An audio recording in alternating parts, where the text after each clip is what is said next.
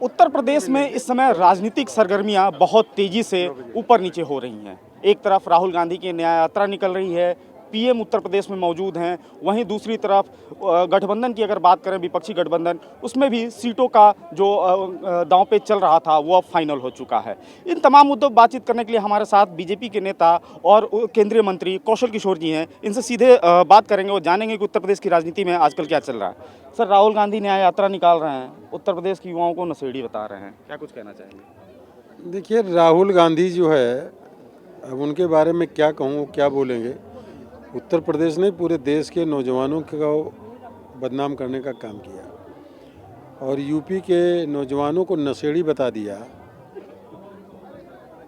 खुद उनको नहीं मालूम कि वो क्या हैं, और इस तरह का जो अपमान करने का काम युवाओं को किया है, इसका बदला आने वाले समय में 2024 के चुनाव में उत्तर प्रदेश का नहीं, पूरे देश का युवा लेगा राहुल गांधी से, और अपना वोट एनडीए को, भाजपा को करेगा, और कमल की बटन दबा करके राहुल गांधी को नशेड़ी का जवाब देने का काम करेंगे। पीएम कल बनारस में थे, उन्होंने भी इस चीज़ का जो है मंच से कहा कि जो खुद होश में नहीं है वो उत्तर प्रदेश के युवाओं के बारे में ऐसी बात कर रहा है। तो कहीं ना कहीं प्रधानमंत्री मोदी का ये अटैक बड़ा माना जा रहा है राहुल गांधी पे। हाँ, बिल्कुल सही है। वो खुद होश में नहीं रहते, उनको पता नहीं क्या बोलना है, क्या नहीं बोलना है, क्या बोल देंगे, किसके बारे में क्या कह देंगे, ये बात खुद राहुल गांधी को पता नहीं है। और इसलिए जो है, कांग्रेस पार्टी के लोग भी राहुल गांधी जी से परेशान हैं, और इसलिए कांग्रेस पार्टी का जो वर्कर है, उनका जो मतदाता है, वो भी आने वाले समय में बीजेपी को वोट करेगा।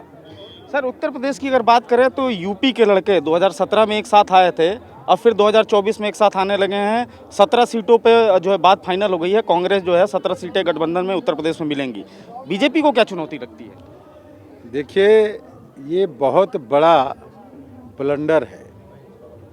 उत्तर प्रदेश में राहुल गांधी और अखिलेश यादव जी का समझौता हुआ है। यहाँ पर इंडिया अलायंस का समझौता नहीं है। अगर इंडिया अलायंस का समझौता होता तो राहुल गांधी को अथॉरिटी नहीं है समझौता करने के लिए। उनके पार्टी के राष्ट्रीय अध्यक्ष जो हैं, वो माननीय मल्लिकार्जुन खड़गे जी हैं, वो इस समझौते में शामिल नहीं हैं। इसका मतलब ये है कि राहुल गांधी समझौता कर रहे हैं, कांग्रेस पार्टी के अध्यक्ष से कोई समझौते की वार्ता नहीं हुई है।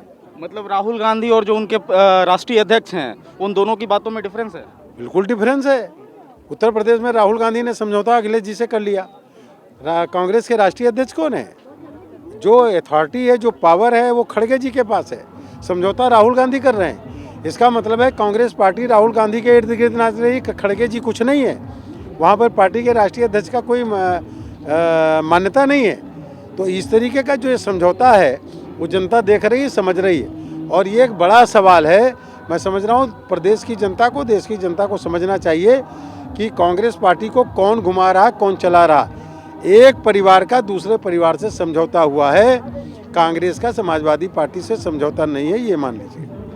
सर, एक और बड़ी चीज़ है कि इंडिया गठबंधन की अभी हम लोग जो बात की, इंडिया गठबंधन अभी कुछ दिनों पहले तक जो छिटका दिख रहा था, गठबंधन की न्यू बिहार में पड़ती है, बंगाल अलग हो जाता है। राहुल गांधी की न्याय यात्रा जहाँ जहाँ गई, बंगाल पहले अलग हो गया, बिहार गई, नीतीश कुमार अलग हो गए, उत्तर प्रदेश आए, जयंत चौधरी अलग हो गए। लेकिन अब सब चीज़ें फिर से पटरी पे आती हुई दिख रही हैं। तो कहीं ना कहीं ये पूरा माहौल जो है बीजेपी के खिलाफ जो बन रहा है, वो लोकसभा चुनाव में क्या असर डालेगा, आपको क्या लगता है? ये बीजेपी के खिलाफ माहौल नहीं है। ये गरीबों, किसानों, मजदूरों, महिलाओं, नौजवानों को जो सुविधा मोदी जी आवास देने का, मुफ्त में इलाज देने का, घर देने का, उनको किसानों को खाते में पैसा देने का, गैस सिलेंडर चूल्हा देने का, मुफ्त में अनाज देने का, ये इसके खिलाफ एक माहौल बना रहे हैं। इसलिए मोदी जी के नफरत करने वाले लोग एकजुट होने का काम किए हैं, और ये बीजेपी के खिलाफ इस तरह का कुछ नहीं है।